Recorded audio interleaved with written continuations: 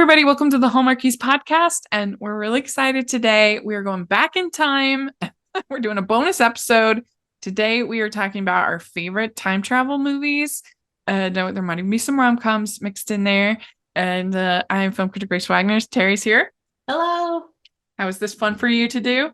It was Yeah. actually fun, Yeah, this was from an idea from one of our fans asked us to do this. And we were kind of looking, it's the summer, what could we talk about that might be fun? And we're like, sure, why not? Let's do it. So if you have any ideas for rankings that you'd like us to do, definitely join the Patreon and you get to have a bonus episode with our 13, 14, and 15 picks.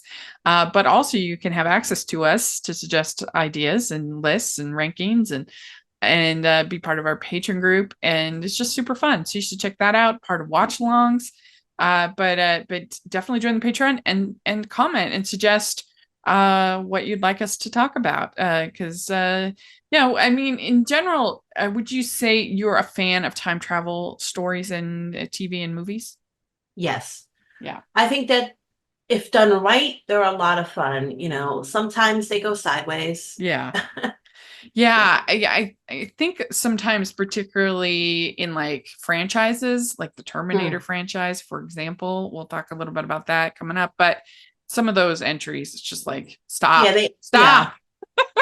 I enjoy the bonkers ones where you don't really understand Yeah, how it's going, but you're all right with it. You just go with the flow. yeah, yeah. I mean, and that's kind of the fun of a show like Doctor Who or things like Yeah. that. Is that is it's playful, it's fun, but like you can't really start like thinking about like I mean, if you were worried about the space-time continuum in Doctor Who, then like that world is really messed up because I he's know. messing things up all over time and space.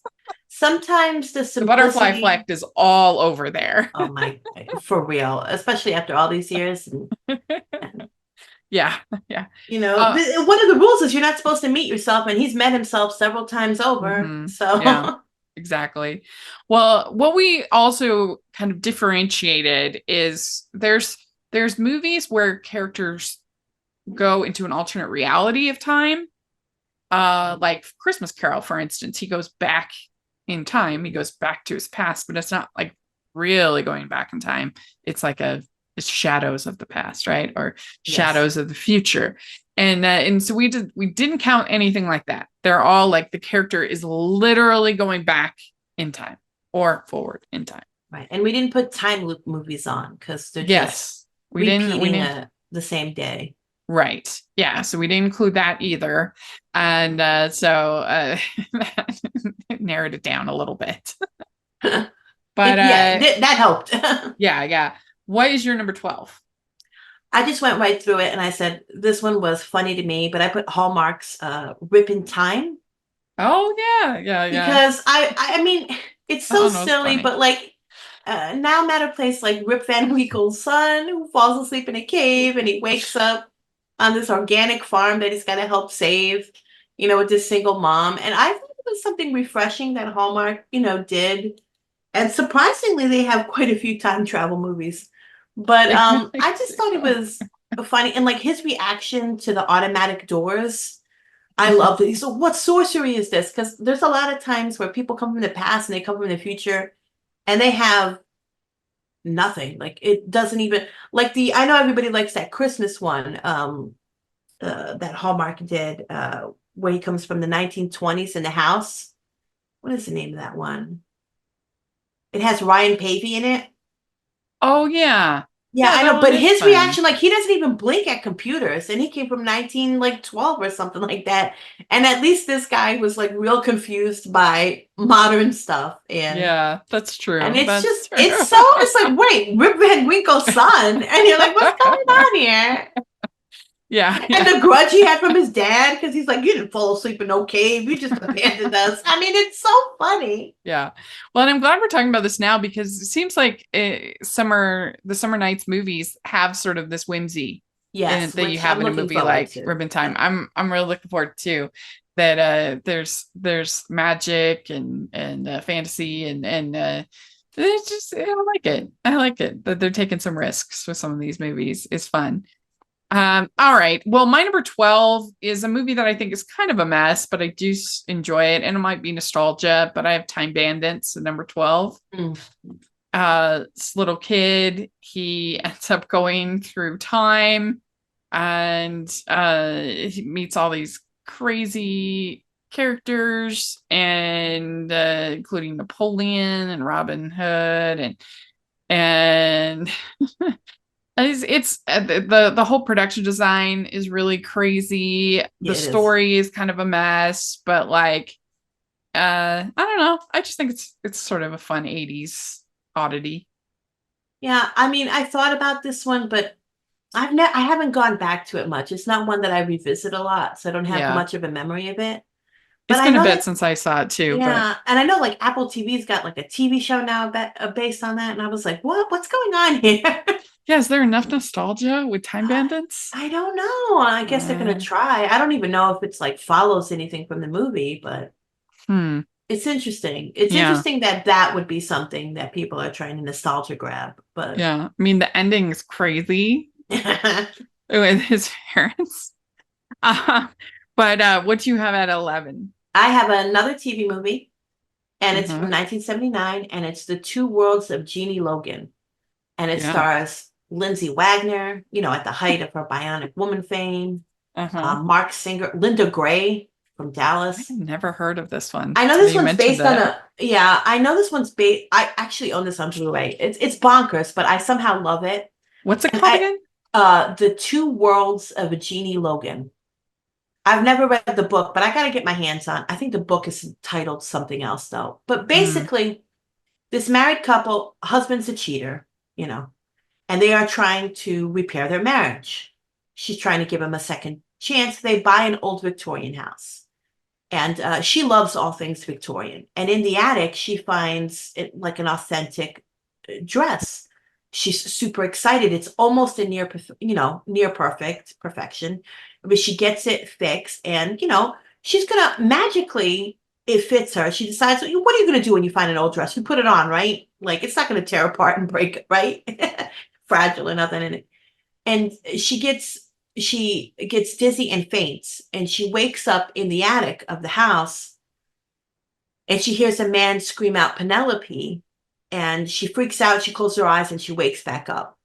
And this happens to her. She starts having dizzy spells every time she puts on the dress, and she thinks she's losing it. But so she decides to go, search the history of the house. And an artist named David used to own that house, and he said he used to see his dead wife Penelope.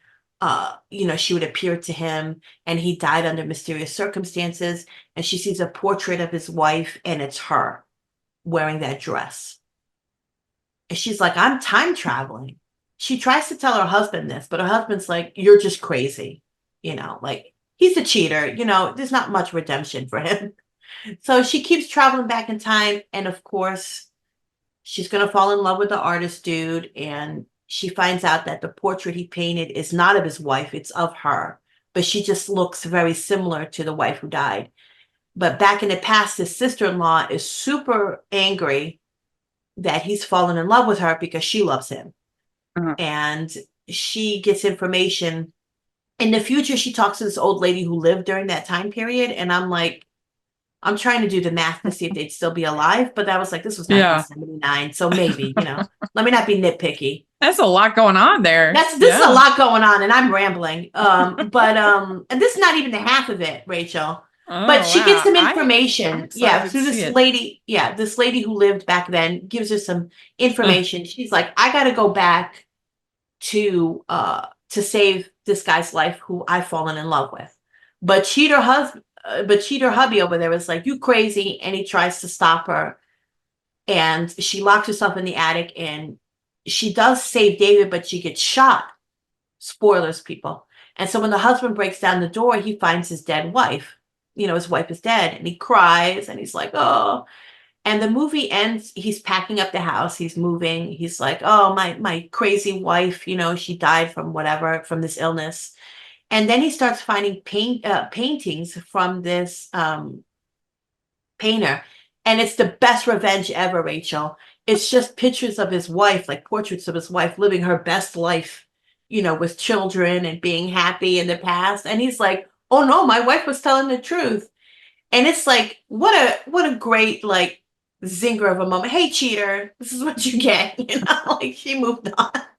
It's very petty of me to say that, Uh-huh. but I just think it's a very fitting ending because he wouldn't even listen to her and just called her crazy. But it's bonkers because you're like, wait, why does this dress? Who owned this dress originally? Where did it come from? Why do you get dizzy and faint and that's how you time travel? It doesn't really matter. You just buy it in the moment and you go with it. It's very 70s, which I love. And I love me a TV movie, so Yeah, of course. And yeah. I was just thinking we should have done this ranking in the spring for the way home. I didn't even think about Oh, that's right. Which I still have not watched. it. You've got to watch it. It's I'm it's gonna have to like binge watch it. I yeah, have to make it would be a time, good but show to binge watch. I know. But Rachel, with my repeats of Dr. Quinn and my two and a half hour plus Turkish novellas, I don't know where I have the time. Yeah. Well, my next one is actually an anime film. It's called The Girl Who Leapt Through Time. This is by director Mamoru Hosoda, who's one of the masters of anime. Beautiful films. He did another one I love called Belle. And all of his films. I love Wolf Children. Really, if you want to watch a great movie about motherhood, Wolf Children is an absolutely beautiful little movie. But The Girl Who Leapt Through Time, also beautiful. Basically, it's about this girl who stumbles upon this like portal that allows you to go back in time to do these time leaps, but you only have so many leaps, and you actually have basically like a tattoo on your arm that tells you how many you Nice. have left, and so you have to use them very, very carefully. And then she finds out there are other leapers, and the leaps get kind of combined together in ways, and everybody's sort of crossing over, and it's really good. It's a really good movie. Yeah, I So haven't seen it, but I'm not that on anime. I haven't seen many anime, but it sounds lovely. I like yeah, that she has only a limited number of time jumps. That's nice. yeah. It's a pretty good Yeah. it's a pretty good ticking clock to kind of move the story forward, and so yeah, people should check it out. It's a really good one. Ho, ho, ho. We'd like to take a second and thank our sponsor for this episode of the podcast. It's the Hallmarkies Patreon. Do you love Hallmarkies podcast, especially at Christmas? Do you enjoy the holiday previews, recaps, interviews, and bonus episodes? If the answer is yes, please consider supporting the Hallmarkies Patreon. We need your help to do what we do both during the Christmas season and all year round. But not only do you help a podcast led by strong, independent women by becoming a Patreon, you get to become a part of the Hallmarkies family. Starting at only $2 a month as a patron, you will have access to our Facebook Patreon group where we talk about the movies, shows, and more all year. We also have many monthly patron watch-alongs with guests like Lacey Chabert, Natalie Hall, Paul Campbell, Mary Lou Henner, and more, giving their behind-the-scenes details of their films. As a patron, you also have the chance to provide input into the podcast and even join us at different tiers. So this Christmas season, spread some cheer to the Hallmarkies Patreon and become a member today. You won't regret it. Go to patreon.com/hallmarkies to learn more. That's patreon.com/hallmarkies. What do you have next? I have at number 10, I have About Time Mm, with Donald Gleason and Rachel McAdams. And I know and Bill Nye. We've talked about this one before, but yeah, I mean, I don't really care about the romance, but I just think the father and son dynamic is just so touching. it's very sweet. And Yeah. it's very sweet. And he finds out he can time travel, all the men in his family can, and what he decides to do with it, with disability, and the lessons he learns when he screws up. But it's also very touching how he just spends time with his dad. And I think that the second half of the movie is just so much stronger than the first. And it's also about fatherhood too. It ends up being fatherhood and how he's a dad, and it's very Yeah. sweet and it's touching. Yeah. Yeah. I have that a little higher. I have at 10, I have Kate and Leopold. I have that slightly higher, I believe. Mhm. Very Yeah. funny. I would say this is if and when we do a underrated rom-com list, I think this would probably make my list Yeah, same. because it's very entertaining and there's like two scenes in particular that I love. There's my favorite scene in the movie. It's just this little moment, but I think it's so true. Is he makes her this like strawberry toast thing, Yes. right? And she just like gets emotional. She's like, this is so delicious. And when you, like, I'm perfectly happy with my life. I live alone. I'm fine with it. But like, there is something about when you're used to doing everything all Yes, alone. it's true. And when somebody does something like that for you and like makes something, goes the extra mile and makes something really yummy and, yeah, it's the like thought that counts. Yeah. that it means so much. And I remember the other day I was visiting a friend and she had made breakfast as well. And she's like, oh, they're just like Bisquick pancakes. I was like, these are so good. Thank you so much. Just because I'm used to just doing everything by It is so myself. true. So somebody making me breakfast is just like such a treat and It's so so nice. And sweet, yeah. anyway, I love It's funny that because moment. I too am independent. I live by myself, I do, spend lots of time with my nieces and nephews and my sister, but there are days where you're like, I wish I could just go on a walk with someone instead of going on a walk by Yeah. myself, or even to the grocery store. It's like the mundane things. Like I'm perfectly happy, but I wish I had somebody to like grocery shop with, or like, Yeah. little things like And that every once in a while. I love when when he says, isn't it courteous to stand when a woman leaves the table? Oh, I know, because he's got all the manners and she's Yeah, not I used just to love that. that. It's so good. And I And think it's, it was Hugh Jackman, one of his first roles. It was early in his no, career. he had already done X-Men. Yeah. Yeah, His so first, yeah, I guess one of his first leading roles. Yeah. that I believe, yeah. Yeah. Like as like definitely like a rom-com or a romance, I think that he did. Yeah. Yeah. He doesn't have too 2001. many of those. Yeah, When he was doesn't the have first X-Men? uh First X-Men 99, was 2000, so 2000. just barely. Yeah, just about. Just the year But he before. doesn't have many romantic leading roles. Which is so surprising because So he's surprising because he's so hot and he's so charming. charming, and he just keeps getting better looking as he gets older. Right. I agree. But And this but if really any, was yeah, the kind of the end of the Meg Ryan it really rom-com was, train, and it's which is sad, but it yeah. is sort of true. I can't think of any after this that were like I think real it's aged successful. better too because it wasn't that big of a hit when it came out. I remember Mhm. seeing it with my family in theaters, but it wasn't Same. that successful. Yeah, Yeah, and it's yeah. just gained a little bit. But I love it. I think it's Yeah, really I do fun. too. Yeah. And I've said this before, but if you get a chance to like find the director's cut, it's interesting how they Yeah. put that together. What do you have next? We are at 9, right? Time Cop. Oh, yeah. Jean-Claude Van Damme doing his splits and I've never seen this. magnificently. Like if you've seen, there's a gif of it. Just put Jean-Claude Van Damme, Time Cop. You're gonna see that gif of him doing that split. Very famous of it. He's peak form. He's peak popularity here.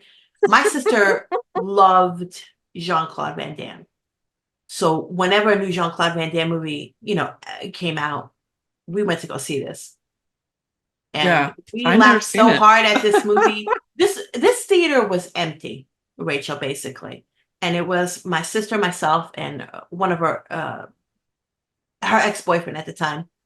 When we were teenagers. And this guy comes in and sits like in a row in front of us. I don't know why, because this was before assigned seatings.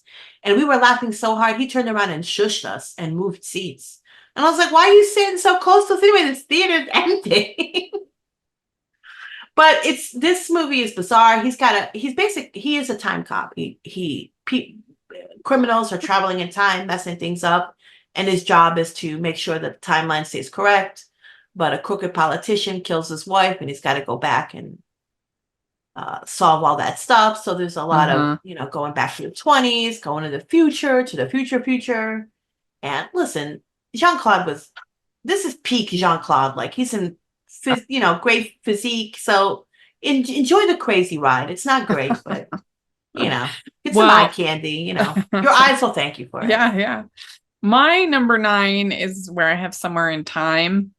That's my number 8. Okay, yeah. Yeah. It has been a bit since I've seen this, I must admit. But Same. yeah, I mean it's a if you Depressing. want like a swoon-worthy classic kind of melodrama type romance, then this is it. You get two Totally beautiful depressing as well, people. Rachel. Yeah.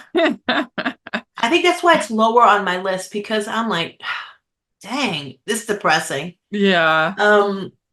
But yes, it's and it's only grown in esteem as the years have gone by, because it wasn't very successful when it came out. Yeah, I know people like go up to that the inn and everything, and they're like they do Yeah, whole so tours it's and like, trips and stuff. yeah, but it's just, there is just something. I mean, Christopher Reeve had such a presence, when he's in Yeah. these movies, hmm and he just knew how to carry himself, and Yeah. he does feel very old worldy, in his presence and the way, in his demeanor, and Yeah. yeah, and Christopher Plummer's in this movie too, so that's kudos, Oh, yeah. a bonus for that. But yeah, I mean, the time travel is like, the way he time travels is a bit suspect. I'm just gonna like concentrate real hard and like mind myself over there. And I was Yeah, like, yeah. how long is this sustainable for? And we do find out, towards the end how, but it's I just remember it being very like melodramatic. It is very wistful, melodramatic, because and he becomes obsessed with her yeah. at a point. I mean, it might not be totally healthy by today's standards. Yeah. But they do fall in love, and of course it's very melodramatic, like in the past, because she's a stage actress, and her, manager is like, nope, you can't be with her, and and they don't. I mean, we can spoil this movie, right? It doesn't particularly have a happy ending. It's a bittersweet ending. It's a bittersweet ending, but it's obviously, I kind of appreciated it. I didn't expect, him to drop dead, but but I did. I appreciated that he did get snapped back to the present, because he lost the concentration, and that he couldn't get back. I kind of appreciated that, because a lot of times, and I get it with these romances, like either they're separated through time, and they always come back to each other. Like Outlander would not be as successful as it was if those guys were like, well, I'm never going back. You know what I mean? Yeah. Like, you want these True. couples to get back together. And I kind of appreciated it. Like, nope. You had your moment and it was done. And you're like, wow, they went there, and then, but like, I figured, like, I thought, oh, but he's going to make the best of his life and become inspired. Nope. I went, wow. Very old school melodrama. Yeah. Well, my number 8 is Where I Have Meet the Robinsons. Oh, I have that higher. I you love do? this movie. Hey. I feel like it's kind of been forgotten. Oh, totally. And it came after Chicken Little, and that was such a disaster. And so the studio just kind of had a bad sort of, everybody had kind of a bad taste in their mouth. And it is a very like messy movie. It's trying to do a whole lot. It's trying to say a whole lot. But I think it has a heart and a soul to it that makes me very forgiving of narrative, issues that might be. But especially at the end, when he is able to say that he's able to let his mom go. And I know, it's so, like, that is such a selfless, like, beautiful moment. And I don't know. I just love that ending. I think it's really touching, and I think the bowler hat is pretty fun as a villain. It's pretty clever. It's justice for Goob, though. Yeah, I mean, as a fellow insomniac, I relate highly. But I was like, poor, I was just, if somebody was making me not be able to sleep, I probably would turn into a supervillain as well. Oh yeah, we watched these movies a lot when we watched the Disney Channel with the kids when they were little. Yeah. And we had never seen it before, and we loved it. And it was like, this flew under our radars. I just love the movie. I love the animation. I think it, like you said, it has a lot of heart. Yeah. But like my sister's like, Goob was the real victim in this movie. Like, for a Yeah. good time, poor Goob. But it's so Yeah. it does have a heart, and I just the feeling, because they're orphans, the feeling of wanting a family, I think you can, or being a part of a family. Yeah. I think that's so relatable, and it's very touching, and I don't know. This And one did feel under the radar. I don't even hate Yeah. Chicken Little, but it was an era where Disney animated films were not. They were trying to be DreamWorks, and it Yes, just yeah. wasn't working very well. Yeah, because they were copying animation styles too at that point. And Yeah. so this one Well, got lost in the shuffle. Mm-hmm. And if people want to learn more about Meet the Robinsons, I actually interviewed the director, Steven Anderson, over on my other podcast. I'll put a link. And he's a super cool guy. And so if you want to learn more about this movie, there's that. We'd like to take a second and thank our sponsor for this episode of the podcast. It's Factor Meals. Warmer, sunnier days are calling. Fuel up for them with Factor's no prep, no mess meals. Meet your wellness goals in time for summer thanks to the menu of chef-crafted meals with options like Calorie Smart, Protein Plus, and Keto. Factor's fresh, never frozen meals are dietitian approved and ready to eat in just 2 minutes. So no matter how busy you are, you'll always have time to enjoy nutritious, great tasting meals. Make today the day you kickstart a new healthy routine. What are you waiting for? With 35 different meals and more than 60 add-ons to choose from every week, you'll always have new flavors to explore. Crush your wellness goals this month with dietitian-approved meals and ingredients you can trust. Make your day delicious from breakfast to dessert. Stay fueled with easy, nutritious options. Treat yourself to restaurant-quality meals that feature premium ingredients like filet mignon, shrimp, and blackened salmon. Keep kitchen time to a minimum. Factor meals are ready in 2 minutes. No shopping, prepping, cooking, or cleaning up. Enjoy effortless support for your lifestyle. Choose from 6 menu preferences to help you manage calories, maximize protein intake, avoid meat, or simply eat well balanced. Head to factormeals.com/hallmarkies50 and use code hallmarkies50 to get 50% off your first box plus 20% off your next month. That's code hallmarkies50 at factormeals.com/hallmarkies50 to get 50% off your first box plus 20% off your next month while your subscription is active. Definitely check out Factor Meals. We know you'll love them. Let's see. What do you have at 7? I have Harry Potter and the Prisoner of Azkaban. Mm-hmm. Yeah. And this is not my favorite Harry Potter movie, but it is my favorite Harry Potter book. This is where I started to ship Harry and Hermione, and I don't care what's canon. They went wrong there. They should have ended up together. And I remember reading, because I got into Harry Potter really through my best friend's brother, who loved all those movies. And then I started to take him to see those movies. And then one day I was like, let me buy the first book and read it. And I was a grown adult already. And I devoured them. And then I had to wait like 3-4 years for the next, couple of books. And I was like, oh, but yeah, this is a beautifully made film. And I like some of those one shots. So beautiful. And you did and you had to because these kids are growing, so you have to grow in a certain mature level with each film. And I think they really did a good job in this film of showing up that maturity level, visually, stylistic, acting wise, and everything. And I do love the time travel element of it at the end when Harry sees the dough. What is it? Yeah, the dough, right? And he's like, is that my dad or whatever? And then he finds out it's him. And what do they call those? No, I can't remember. Not crucifix. There's a word for it that's like that, though, and I can't think of the name. I can't think of it either. But, when he sees that and he's like, because he's trying to, boy, I should have looked this up. What do you call, because, they all have those things that they can appear, and he thinks it's his dad. And then he finds out it's him because they time travel, because Hermione has it. Because, of course, Hermione would need the time turner because she's Patronus. Patronus. A Patronus. That's Patronus. It, yeah. That's what and it's called. Thinks it's his father's Patronus and it's his. And yeah, that's really it's a touching. stag, I think. It's really touching. Of course, Hermione, being like the geek and the nerd she is, needed a time turner to keep up with all her school classes. But this was a nice introduction of the teens, of them being teens now and going on adventures. And I do think the whole it's nice that they put in a time. I don't think I think they did it in a clever way, the time travel stuff. You know, because sometimes in Yeah. fantasy you can go super crazy with the time travel. And I think it was clever enough, but they did it, and they did it with they sparsely used it, which is good.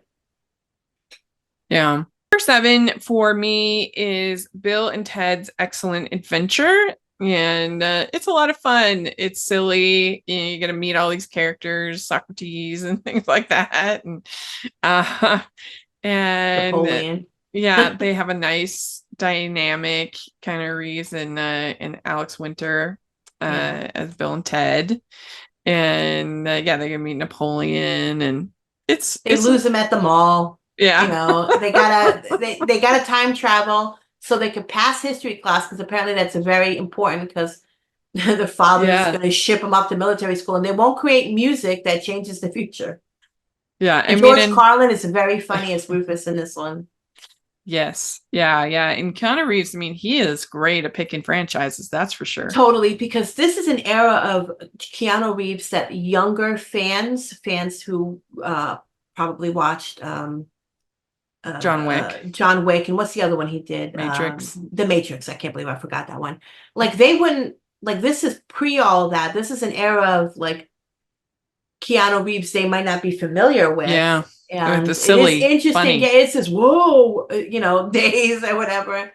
And you know, like Yeah, you know, he's in Dracula too, guys. Like he had like very interesting and dangerous liaisons. He has a very interesting career in the 90s yeah, and the and 80s. yeah, and he has. I mean, I don't think he's even that good of an actor, but he picks projects really well. I He mean, has obviously, The become Matrix. You've got Speed. You've yeah. got Point Break. I mean, great. I do think that when he gets a good role, he is especially good in it, like a good to Yeah. suit him. Because Mhm. not everything he was in like fitted him, but like he's like grown and he chooses well. Like he's accidentally Yeah. getting into these franchises, you know, like I Bill and even Ted like and The Matrix and I John Wick. I even like him in Much Ado About Nothing, Walk in the Clouds. And he's not the best in Walk in the Clouds, but I love the love that Walk in the movie. Clouds. I So I love it. love it too, Rachel. It's Yeah. so yeah. If we do underrated, that definitely Definitely also underrated. I just love in that there. movie. It's so good. It's so beautiful. I Well, think it was yes. Anthony Quinn's last movie, wasn't it? Oh, was it? Yeah. I Maybe I'm mean, wrong. it's a very, very beautiful Very. movie. Yeah. Let's see. Did you have what was your 7? My 7 was Harry Potter. Oh, right. What's your number 6? This is where I have Kate and Leopold. Mm-hmm. Right. Yeah. And I just it's very whimsical, very charming, you know, and you know, when he accidentally time travels. I just love the stuff when the cop gives him a ticket because he doesn't pick up after his dog. He's Yeah. like, you gotta pick that up, and he goes, "What are you? Are you Yeah. mad, woman?" You know, and he's like, "We don't do that." And she's Yeah. like, you know. It's so good. I don't know. It's a really good movie. And the way he just stays and ends up getting a job doing that advertising, it's just Yeah. it's weird, but he's so charming in that movie. Well, and she sort of compromised her morals again and again and again because, of course, she works in advertising. So Yes, of course. but it makes her kind of think about what she's doing, and I don't know. It's just charming. It's a charming movie. It's charming, yeah. My number 6 is Mr. Peabody and Sherman, and I think that this is a very underappreciated DreamWorks film. It's one of my favorites from them. I guess partly I'm not super attached to the Mr. Peabody and Sherman, cartoon, the original. Oh, I animated. loved watching, that growing up, like everyone. I mean, I don't have anything against them. I just not, not part of my childhood. So maybe I didn't I'm not examining this with a magnifying glass for that. But I love this sort of father-son dynamic between Mr. Peabody and Sherman. Adorable. It's so sweet. But what I love the most about Mr. Peabody and Sherman is how funny it is. It is such a good script, and I just think it is so quotable, and I love it. Like some of my favorite quotes from the movie. I love when he says that he says, "In my opinion, they get married way too young in ancient Egypt, or perhaps I'm just some old geezer." I know. It's like This is- it's so charming and it's so Yeah. cute.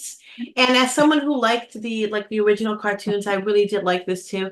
And it's kind of sad that it didn't spawn more. I know it's too bad because it was a flop, but I really do love it. He says I was talking to the sun god Ra the other day. Old flip flop Like- Ra, we call him. In that. Top tier dad jokes. It's perfect. Yeah, Those top tier fun dad jokes, which are just delightful. yeah. And I love the joke. And he says, Mr. Peabody, I hate her. He says every relationship starts from a point of conflict and evolves into something richer. And then Penny says, Can it go back to an hour ago? Because I could take it home, pretend to be sick, and not come to this late dinner party. I know, it's like such a shame. Like this movie didn't spawn more or Yeah. eh, I just think it is a very funny script, and is. you know it's fun to see all these different characters, you know, from history and Marie Antoinette and you know stuff like that, and it has a sweet message at the end about you know the family you choose, and all of that is very adorable. So I just really enjoy it. I think it's one of the best DreamWorks movies. Yeah. And one of the I would say one of the more underrated animated films of the last like 10 years or whatever. Yeah. When was it? 2014, so 10 years exactly. Wow. So what do you have That at long 5? ago. This is where I have Meet the Robinsons. Delightful. Oh, yeah. Justice for Goob. Yeah. The mess Yeah. that Goob becomes, though, you know, in the future, like, I don't know. Yeah. Sometimes my sister and I just constantly we just look at each other and like reenact like Goob moments for the future or whatever, because it's stuck with us. Yeah. It's very sweet, though. It has a wonderful Yeah. message. Well, my number 5 is where I have About Time. Hmm. You know, there was during this time where we weren't getting very many rom-coms, and I don't necessarily call this rom-com, but whatever. We were getting like it was sort of the era of the 2010s were kind of the era of the masculine romance, the masculine themed kind of rom-com, and you know Judd Apatow was a lot of that. This is probably my favorite of that, like Yes, that iteration, you know, totally. and just to see a lead male character be so tender and so sweet and really fight for his relationship is just very endearing. You watch this Yeah. and it's just warms the heart, you know, and I do agree also, you know, the dynamic between father son is wonderful. It It is- totally. It's It's like I two think movies in one. yeah, I think in a way it's a shame that it's rated R because I don't think the rated R parts really add anything. And I do feel like it maybe is a barrier for some people, like in the Hallmark space at least, from watching it. Mhm. When it's really just language and a little bit of sensuality. It's pretty tame R, I would say. And I don't know. I kind of wish it was just PG-13 because I just think a lot more Yeah. people would watch Yeah, it. it's definitely something to watch out. It's like it's unexpected because it is like two movies melded into one, Mhm. and I didn't expect it to be. Yeah. Because I avoided this movie for like a long time for whatever reason. I just didn't catch up to it, and then when I did see it, I was like, no, this movie is genuinely nice and touching. Yeah. I do not know what I would do if I had that ability, though. Yeah. To go in a closet and Right. a cupboard. Another wonky way of time traveling. It is you have to accept like a certain degree of whimsy, Oh, you totally. know, with it, you know, that everything will But work out. that's even and funnier, who Rachel. cares? You got to run and hide in a closet. Right. I mean, that is the funny part about it. Yeah. So what do you have it for? I have Terminator 2, Judgment Day. Yeah, I just put Terminator. Yeah. 1 and 2. They're both so good. Like I can't. Yes, they are. And from Um, then on, it's just not worth it. And they're doing No, another agreed. one. I was like, Oh my please gosh. stop. Please stop. Ugh. Because they can't recapture the magic, at least for me anyway. I know some people like some of those other movies, but Yeah. you can't. And I know people are like, we got to get rid of John Connor. I was like, why? I don't understand. yeah, I know with the last movie, they were like, we're gonna get rid of John Connor and have a new. There's nothing wrong with having John Connor be the savior. It's like when people say they Well, want they to watch certainly got different. rid of him. Yeah, I know, but it's like Nobody some people are seen. like, we have to get past the John Connor. Someone once said, well, we have to get past the John Connor element for Terminator movies, and I was like, he is the whole element for a Terminator movie. Yeah, he's the whole They go back motivation for Sarah. Yeah, in this movie, it is for the Judgment Day. They send back a more advanced Terminator because they failed in their first mission to kill Sarah, and now they just want to kill John Connor, as this teen, and Yeah. and of course the Resistance sends the T-800, who looks just like the guy who was trying to kill him in the first movie. And Mama's crazy because not crazy. She's locked up because she's like, I gotta stop Judgment Day and all this, and it's just I think this one looks better. I mean, both of them are. They're both good. They're both. basically, It's hard I think to. Yeah. Terminator 1 and 2 are basically perfect films. Yeah, I they are. mean, They are they really are good. absolutely excellent. The first one is more of like a horror movie. Totally. He's more of a. Well, when I go back to it's like more violent. Yeah, I'm not a huge fan of the Terminator franchise, but when I do go back to watching them, I mostly watch Terminator 2. That's why I put this one on the list because Yeah. I mostly go back to that one. It's more of like an outright action movie where I do think the totally, first one yeah. has more of those horror, overtones. Yeah. But they're both really excellent films. And people have been trying to copy and mimic and them ever since. And they failed. They failed. They even failed doing it in their own franchise. Yeah, absolutely. Genesis is one of the most painful experiences I had at a theater. It was so bad. That's the one with Matt Smith, right? Yeah, and I don't know what it is about Emilia Clarke. Like, I know she's great in Game of Thrones or whatever. Is she though? I've never seen Game of Thrones. Arrows are coming for me. Every movie that I have seen her in have been terrible. And so, I mean, she evidently has like terrible luck when it comes to movies. Listen, come at me. She's the opposite of Keanu Reeves. Like, she has the opposite problem with movies. I didn't think she was too bad in that Christmas movie she made, but overall it wasn't that great. I hated that one movie. The twist was so stupid. Yeah. But come at me because I'll survive if you want to. But she's not great in Game of Thrones. Dany, listen, the Targaryens are jerks, and Dany is not her, though. People love her, and I'm like, I don't like Daenerys in the books, and I didn't like her in the TV show, and I don't think she's that great in the TV show, but she is surrounded by people who make her look great. Oh, yeah. And that's controversial. I have a lot of controversial. I'll take. I do have Terminator. Salts. I have Terminator. Just Terminator 1 and 2. I have it number 4, so the same as you. What do you have at 3? I have X-Men: Days of Future Past. Yeah. Man, I love this because I love the X-Men franchise. For me, that's my comic book franchise, and I know that the Fox continuity is a mess and not all the movies are good, but because I love this universe and this world so much, I am forgiving to the movies that are not good. Mm-hmm.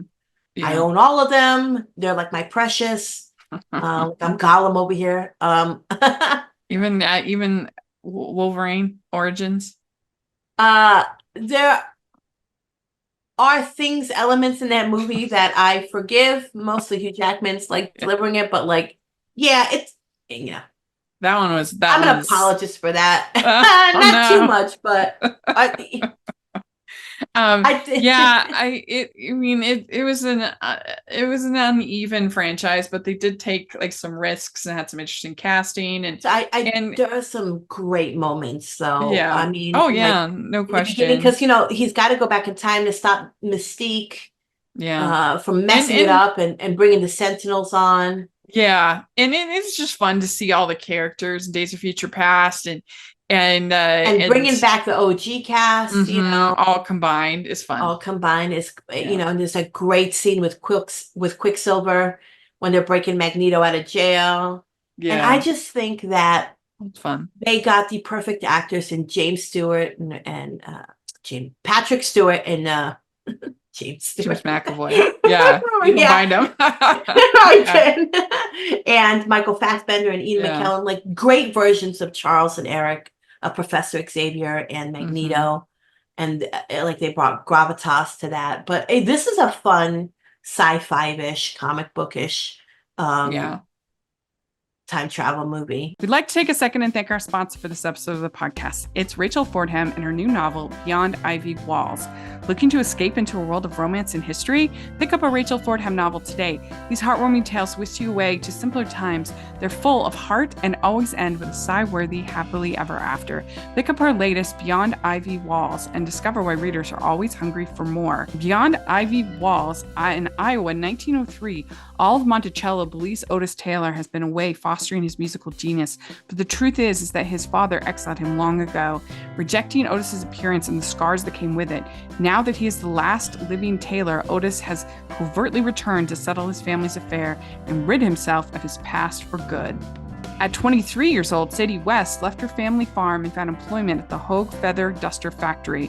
It isn't a romantic job, but she's hardly had a glimmer of romance since her beau went off to college, leaving her with no promise of a future together. Desperate to save money and help her family make ends meet, she trespasses and finds shelter in an abandoned building and is thrown in the path of the town's mysterious bachelor. Otis' wounds are deep, but as Sadie's friendship with him grows, she begins to fall for the man beneath the mask. So pick up Beyond Ivy Walls today, wherever you purchase your books, or check out Rachel Fordham's website at rachelfordham.com to learn more, and you can use the affiliate link below. My number 3 is also a comic book movie. I have Avengers Endgame. I kind of think of Avengers Infinity War and Avengers Endgame as one combined movie. I debated putting this one on, but I didn't at the end, which is weird because I do think that Endgame did such a great job of all the buildup and all the years, just combining everything together and delivering on what an audience wanted to see. Exactly. And all of your characters kind of get a moment. And so many characters, exciting. And they do, and they bring everybody back. And what they did for so long, so well in Marvel, and they've lost it, is they managed, because of the cinematic universe, they managed to find ways to make movies that weren't that good, like meaningful, and you appreciated them more. And like putting all of sort of the puzzle pieces together made like a movie, say like Thor Dark World. It made it like a better movie because here you see, you have this scene, with Thor saying goodbye to his mother, and it makes that whole movie, so but I hated Fat Thor. Oh, I'm sorry, they rebranded him Bro Thor. I mean, because he was so such a moving Big Lebowski version of Thor. Such a moving story in Infinity War, and then to just make it for jokes. But this is where they went wrong with Thor. Jokes, but I do think like it would be. I mean, that I don't mind, but I see why he had this like breakdown. I get why he was depressed and like upset, but like they didn't have to go that far. Yeah, I can see that. And that is the problem that they've done with Thor. And they definitely went for Thor: Love and Thunder. It was like way too much. It's like they were pushing that there. I couldn't wait till that movie was over. I was like, I love you, my boy. My boy. I was like, if I take these things, but see, I do think that they should have just ended at the MCU at Endgame and just started over. I kind of wish they had to, or because just now they've done it like it's kind of like the same thing with Star Wars. They just put anything on Star Wars, and and you've just lost the ability. You started to make too many movies, too many TV shows, and nobody cares about the. So that puzzle piece thing was so satisfying before is gone, and so you just leave feeling like, what was that? Like it was so confusing. Yeah. And I mean, like the Marvels was a just total mess. I had no idea what was going on. I do not understand the idea of why they did. Captain Marvel made so much money, and we waited so long for it, or at least I did anyhow. For a Captain Marvel sequel that she had to share. And this is nothing against the actors, absolutely not. Yeah, because they are hired to do a job, but like these were characters from TV shows that we had to watch. It started to feel Yeah. like homework, especially with the I- TV shows. I agree. It did You feel like needed to see homework. WandaVision to know what was going on with Doctor Yeah, Strange. Because they didn't, like absolutely. in some of these other movies, you could get away with not watching certain things. They'd kind of fill you in with a little bit of exposition, not too much. But Yeah. now, Like Deadpool and Wolverine, you don't have to have watched Loki to understand like these are no, bad it guys, literally points these to, are TVI, yeah, bad guys. Like you don't need to know like the backstory and all this kind of stuff. But yeah, I agree. It's just become a mess. But I Yeah. think that Endgame was super satisfying. It was one of the best theater experiences I have ever had watching same, it like with a that in the crowd, last Harry Potter everyone movie. cheering. It Yeah. was really fun and just that feeling of like, oh my gosh, they did it. I can't believe they pulled I that can't off. believe they pulled it off. Yeah. And I they do wish it did. just let it ended there, Yeah, I agree. I agree. Oh, But because now we have to deal with, Tony yeah. Stark, Doctor Doom, and I'm like, why? That's so stupid. Oh, Because I know people are like, you can't blow it up now, you can't restart. And I was like, yeah, you have 20 years already of this I mean, they do it in the universe. comics all the All the time. time, Yeah. Yeah, I And they agree. they don't know how to write a Blade movie. And I'm like, excuse me, how hard is it? He's the vampire who kills other vampires. I mean, it's not that hard. It's bizarre. The It's choices they've made bizarre. since Endgame it's really bizarre, for me, like the question. Yeah, I But agree. Endgame, maybe I should have had it on a list, but it's a miracle that it pulled off what fans wanted to. And I think there's no connective tissue. There's no main arc. They tried to do that with Kang, but that went Yeah, south. terrible. And Yeah. there's no glue. There's a lot of stuff that you have to watch to do homework for, but there's no glue that really ties everything together Yeah. like the It's true. previous films. Yeah. Well, what do you have at 2? This is where I have Star Trek First Contact. Ah, This is the best of the next generation Star Trek movies. And it you mean has original series? no First Contact is First Oh, Contact. First Contact. Yeah. Oh, sorry. I was in the next generation. Yeah, right. And Oh, it right. It Is that- means a lot too because the Borg and what Does First Picard went Contact have through. time travel? Yes. Trying The to Borg remember. plays such an important part in the original show and what happened with Picard. Basically, the Borg time travel in First Contact back to the Cochrane. Forgot what his first name is, but Cochrane they're trying to stop him from doing his first warp speed travel. Oh, He it's been literally a long time starts. since I saw that. I forgot. Yeah, that. So it's like it's not present day. It's a little bit into the future, but he does the first warp speed travel, which enables humanity to learn how to travel, space travel, and he becomes Starfleet, and he starts all that. And the Borg want to destroy that to not enable anybody for space travel, and so they can control everything. And the Enterprise has to go back in time to prevent the Borg from ruining the ability to space travel, and also because the Borg want to go back in time to also take over at that era, because no one, they're not, Starfleet isn't around, and they have less people stopping them. And it means a lot too, because Patrick Stewart is like, I'm going to kill these Borgs because of what he went through in the show. So you do have to kind of have a knowledge of the show and what went on to like understand the deeper resentments and fear that they have for the Borg. And it's the best out of the Next Generation movie. It's great. And yeah, so it's kind of like futuristic time travel in a that's a sense, good but movie. it's still time travel. Yeah, the Yeah, best out of the Next Generation for sure. Yeah. Well, my next one, I'm a little bit hesitant to mention it because it is kind of a spoiler to say it's a time travel movie, but whatever. It's the anime classic Your Name. It's one of my favorite movies of all time. I absolutely love it, and it's about 2 teenagers in Tokyo. Well, one's in Tokyo, one's outside of Tokyo in the country. That one day they wake up and they switch bodies. They don't know each other. They don't know anything about each other, and so it starts out very funny. very silly. One's a boy, one's a girl. They're like, oh my gosh, I'm in a boy's body, I'm in a girl's body. Like, so there's some humor with all of that.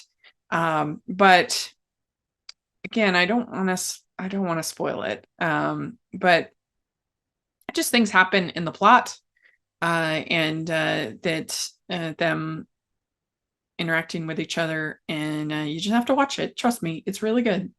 Beautiful music, beautiful animation, great characters, great story. It's so inventive and creative, and it involves the Japanese Shinto and other religious and cultural traditions that become part of it as well. And it's also a coming of age story with these two teenagers, and it can be quite funny, it can be quite sweet.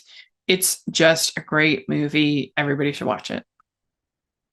I have not seen it, and I should watch it. I should get into more anime, but that's a blind spot for me. It's sure. Makoto Shinkai is the animator, and he's just incredible. I absolutely love his work. And he works with the same band, this band called Radwimps, that they're incredible, that do the music for his movies and for most of his movies. And I actually got to interview them once before, so that was kind of cool. It was like interviewing rock stars. That was cool. Anyway, I love it. So people should give it a shot. I think it's pretty approachable. I mean, you do have some like with all time travel, sci-fi type stories, body switching stories. You do have like to take some leaps. Like not everything is explained, and like you just have to kind of be like, okay, it's magic, like in the end. But like, I don't know. I think it's absolutely wonderful, and so you should. I think, and I just think it's pretty approachable in the world of anime. Like it's a good, if people are looking like if they're not ready for something that's kind of out there, like a Spirited Away or something like that, that's a little more crazy, or Akira, that kind of bonkers, Paprika. If you wanted something a little bit more gateway, then I think this is a pretty good one. So. Well, what's your number one? Well, this is where I have another Star Trek movie, and this is Star Trek 4, The Voyage Home. 1 and 2. Oh my gosh. Yeah, from the original Star Trek movies, with the original cast from the original series. Yeah. I love this movie. It's whimsical, it's bonkers. They got to save some whales, and I think it's just because you immediately start this movie with the aftermath of what happened in the third movie, which was a heavy movie. You have to they found Spock, after he dies in Wrath of Khan in the second movie, and there's a lot going on. It's heavy, and they're fugitives now. The ship is broken. The only way to fix the ship that they get is like they got to communicate with whales, and they're like, "Can we time travel?" And it just goes. And Spock's got to wear the headband over his ears so he can blend in. And there's a little romance, with William Shatner and Catherine Hicks. But I don't know, it's delightful. And I think after like 3 serious films, this one's more whimsical. They have more fun with it. It's kind of when they had whimsical, fun episodes in the original run. We're just having a good time here. There's not like, we don't have to, there's not crisis, like a huge crisis. They got to fix the ship, go home and explain what happened and stop being fugitives. And in the meantime, save some whales. So, you're just going to have fun here. And I think it's a much needed like break before we get into more heavy stuff, film wise. Yeah. Yeah. I when I first watched this, I was really caught off guard. Yes, because I hadn't gotten like the heads up, that this was going to be pretty silly and fun. And so I was just kind of like, what is happening here? But the more I've sat with it, the more it's grown on me. Yeah, the fun episodes, the silly episodes are sometimes the most remembered from the original run. And it's just because you're having a good moment. It's a break from all the seriousness. And it's like, it's really funny, and I think you did because the previous 3 films were like heavy. So you needed to have like a little a Heads little up. fun, whimsical one. Yeah. Yeah.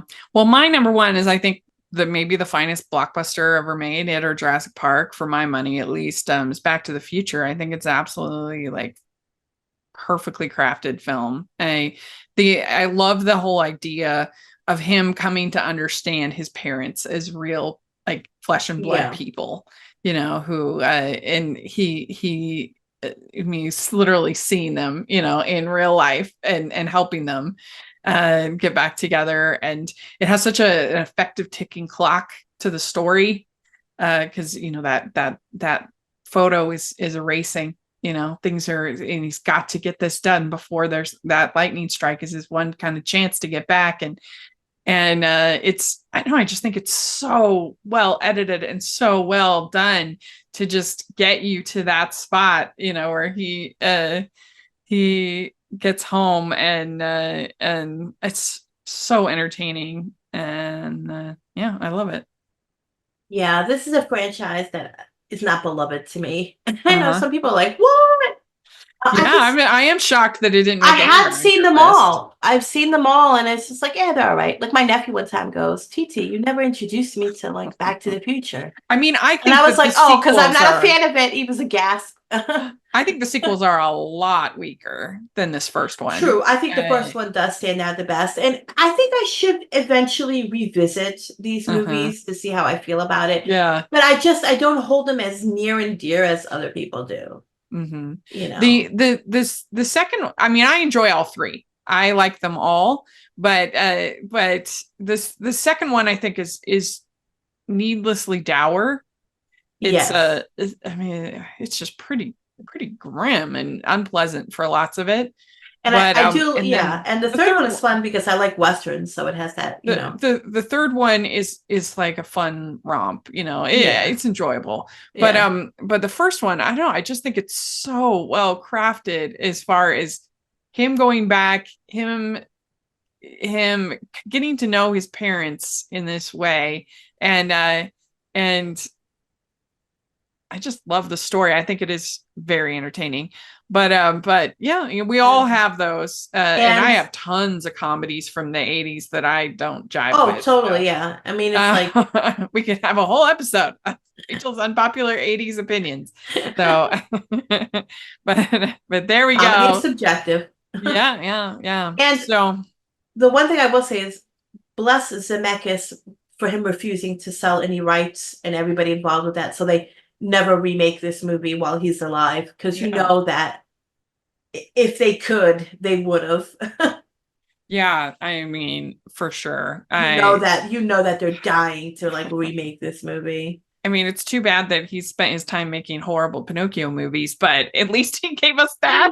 I mean, he went through his periods, I mean, he hasn't made a good movie in so long. He's one of those very experimental now too, right?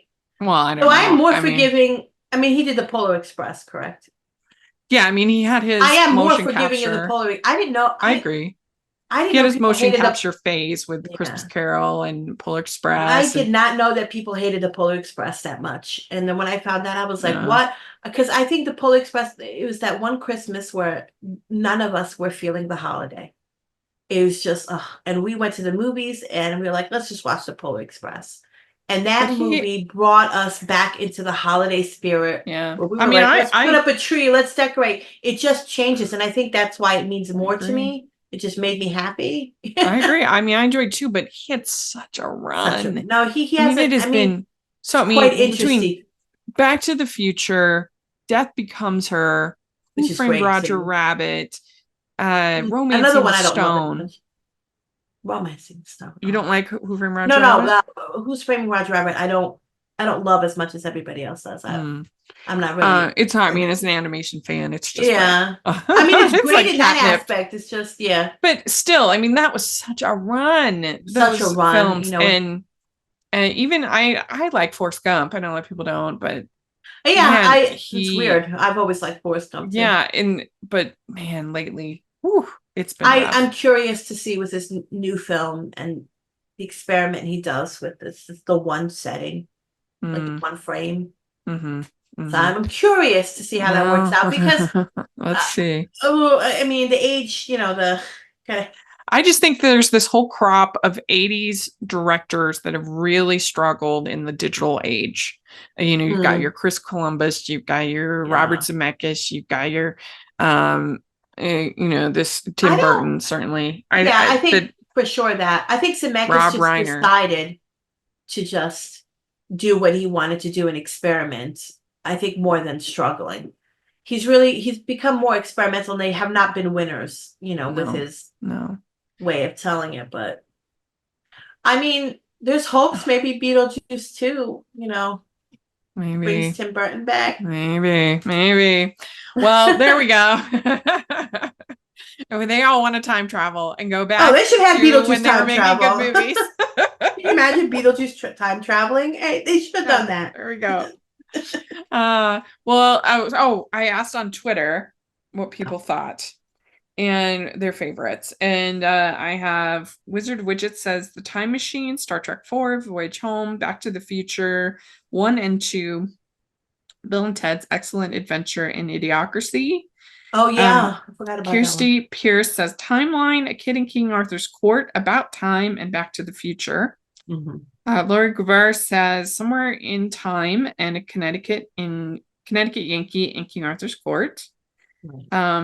Becky says Back to the Future, Doctor Strange, Groundhog Day.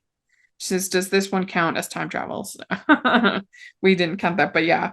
Fun movie. And then Edit Photo Gamer says Back to the Future, Project Almanac, The Butterfly Effect, and Edge of Tomorrow. Oh, the Butterfly Effect. There we go. Somebody had to like that movie. No, these are all good choices. Yeah. So let us know what you think. Butterfly Effect like time travel, real quick? What's that?